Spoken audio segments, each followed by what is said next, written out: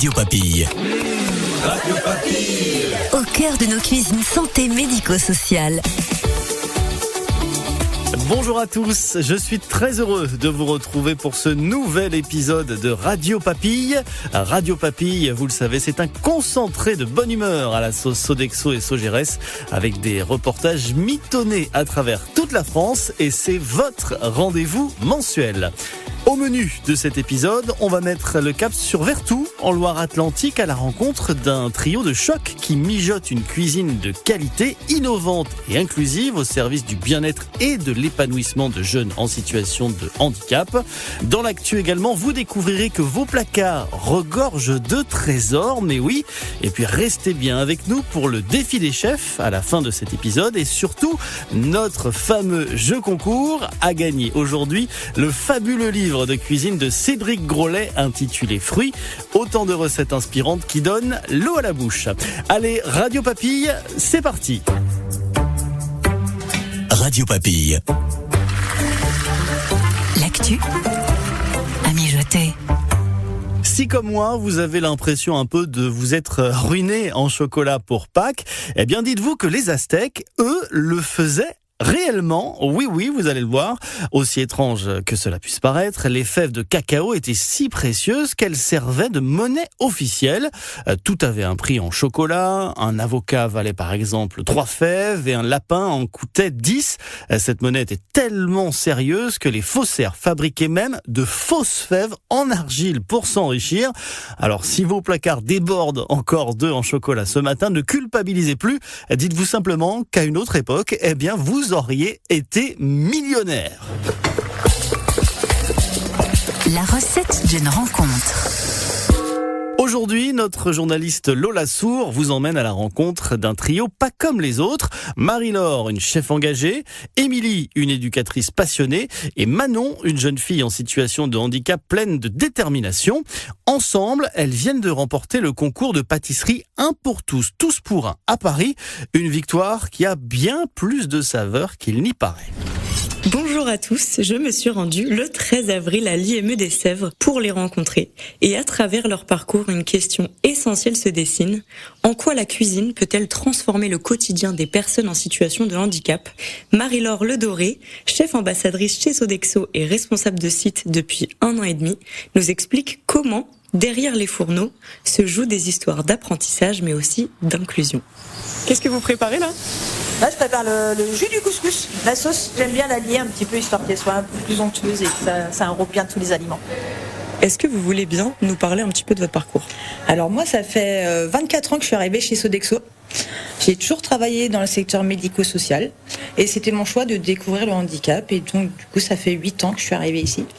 Et c'est un réel bonheur de travailler pour des jeunes en situation de handicap. C'est une vraie passion pour moi de leur préparer les bons plats ici. Est-ce que vous pouvez nous expliquer un petit peu en quoi consiste votre rôle ici à l'IME ? Mon rôle principal, c'est de préparer les repas, équilibrés et adaptés à chaque jeune, faire du repas un moment agréable pour eux et leur faire découvrir des nouvelles saveurs. Là, avec les jeunes en situation de handicap, c'est surtout le lien qu'on a avec eux. Ils sont dans des rituels, en fait. Ils vont pas essayer de découvrir quelque chose d'autre. Or que nous, le but, c'est vraiment essayer de leur faire découvrir autre chose, une cuisine maison et voilà. De quelle manière vous introduisez vos nouvelles recettes auprès des jeunes ? Au moins, voire 1 à 2 fois par semaine, je passe sur tous les groupes. Il faut juste communiquer avec eux, tout simplement. Prendre le temps. On va interviewer une jeune tout à l'heure qui s'appelle Manon. Est-ce que vous pouvez nous raconter comment ça s'est passé le concours avec Manon ? Ça fait 5 ans que je le fais. Et 5 ans qu'en fait, je procède de la même manière. Je fais des auditions. Les jeunes apprennent à s'exprimer devant moi et montrer leur motivation, en fait, pour ce concours. Et cette année, le choix s'est fait sur Manon. Elle n'avait jamais fait de cuisine. Mais je trouve que c'est une superbe aventure pour donner confiance en soi à ces jeunes-là. Et je pense que Manon en avait bien besoin. Vous pouvez nous raconter un petit peu ? Le concours, pendant les petites auditions, les 3/4 des jeunes m'ont parlé de chocolat. Et il y en a un seul qui m'a parlé de chocolat citron.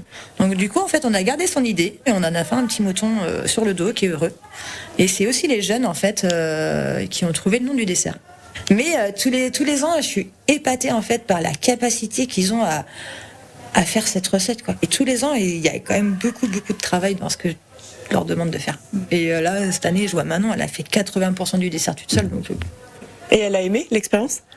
bah ouais, parce que là, elle nous a sorti pendant le concours que son but, c'était de devenir boulangère ou pâtissière pour fabriquer des gâteaux et des baguettes.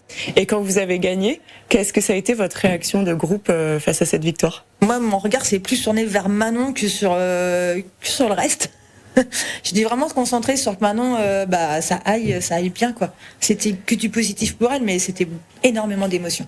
Je trouve que pendant ce concours, oui, on a gagné, mais en fait, tout le monde était content d'être là, en fait. Les collègues qui sont venus féliciter Manon, qui sont venus nous féliciter, enfin, il y a vraiment une ambiance dans ce concours qui est bienveillante, et quand j'en parle, j'en ai la chair de poule tous les ans, et puis c'est pour ça que je le fais. Et pour parler passion cuisine, qui de mieux placé que Manon, la grande gagnante du concours Un pour tous, tous pour un à Paris. Salut Manon. Bonjour. Ça va ? Oui, ça va. Est-ce que tu te souviens du concours ? Oui, ça s'est bien passé. Qu'est-ce que tu as préféré faire dans le concours ? Le moment avec le jury. Parce qu'il m'a félicité parce que j'ai bien cuisiné et du coup, ils étaient tous fiers de moi et du coup, mon émotion était un peu. Ton émotion était un peu forte et joyeuse ? Oui. Émilie, vous êtes l'éducatrice de Manon. Est-ce que vous pouvez me dire quel impact a la cuisine sur les jeunes ? Pour la plupart des jeunes, c'est un fort impact. On a quand même une cuisine fait maison ici, où on mange très bien. C'est quelque chose qui nous est souvent dit, et je pense que ça donne un élan pour les jeunes de vouloir peut-être travailler là-dedans. Donc ça ouvre aussi des idées, des envies, et pour certains, du travail par la suite. Est-ce que vous avez senti un impact en particulier sur Manon, sur son envie de faire de la cuisine ou d'en faire son métier ? Bah oui, elle nous l'a dit plusieurs fois, donc elle a pu dire qu'elle souhaiterait être boulangère. Donc maintenant, on lui a dit, c'est à toi de continuer à nous le dire. Puis nous, on l'aidera à ce moment-là à lui trouver des stages ou ce genre de choses pour qu'elle voie aussi la réalité du métier, les horaires, les contraintes. Et je voulais dire que j'étais très fière de mon équipe, donc de Manon forcément, qui s'est dépassée, pour qui ça lui permet de faire énormément de choses, mais aussi pour ma collègue Marie-Laure. Son investissement et les retours qu'on a eus, c'est un tout qui est génial. Et merci à vous Lola. Le défi du chef. Elle est lancée d'épisode en épisode par nos chefs. C'est l'heure de notre patate chaude. Aujourd'hui, elle vient de notre chef ambassadeur, Pascal Duc. En légumes, un igname. Et l'autre ingrédient, on va dire beurre de cacahuète. Et c'est donc notre chef Marie-Laure qui nous dévoile sa recette. Par gourmandise, igname, beurre de cacahuète, je ferai juste cuire l'igname, je le ferai sauter avec un petit peu de beurre. Et à côté, je viendrai faire une petite sauce beurre de cacahuète avec faire revenir des petits oignons, un petit peu de bouillon, petit bouillon, et rajouter le beurre de cacahuète crémé et lié. Voilà, ça serait juste de la gourmandise servie avec une petite cuisse de poulet rôti. Voilà, parfait. Alors là, Marie-Laure, une petite dégustation serait la bienvenue. J'en profite d'ailleurs pour remercier tous nos chefs créatifs qui ont relevé le défi des patates chaudes durant toute cette 3e saison de Radio Papille. Le dernier épisode à venir s'annonce spécialement savoureux et finement mitonné. Ne ratez pas le dernier épisode de cette saison. En attendant de le découvrir, chers auditeurs, vous le savez, c'est maintenant à votre tour de relever notre défi mensuel. Radio Papille. À vous de jouer. Cette semaine, vous pouvez gagner le très beau livre de recettes de Cédric Grolet. Il s'appelle tout simplement Fruits. Avant de jouer, toute l'équipe se joint à moi pour féliciter notre gagnant du mois dernier. Il s'agit de Jean-Yves Tixier, qui fait partie des fonctions support de Sodexo France. Bravo Jean-Yves, tu remportes un pot à biscuits personnalisé. À votre tour maintenant de jouer, c'est simple. Il suffit de répondre à la question suivante. Écoutez bien, comment s'appelle la jeune fille en situation de handicap dans notre reportage ? Vous avez la réponse ? Eh bien, envoyez-la nous à contact@radiopapille.fr. Attention, notez bien, vous avez jusqu'au 31 mai pour le faire. Le gagnant sera tiré au sort parmi tous vos messages. Voilà, c'est la fin de cet épisode. J'espère que vous avez savouré ce moment avec nous.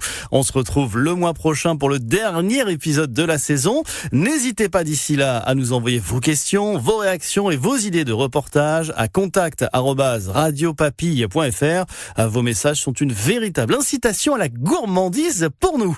Voilà, très belle journée à tous. Prenez soin de vous et à bientôt. Radio Papille. Au cœur de nos cuisines santé médico-sociales.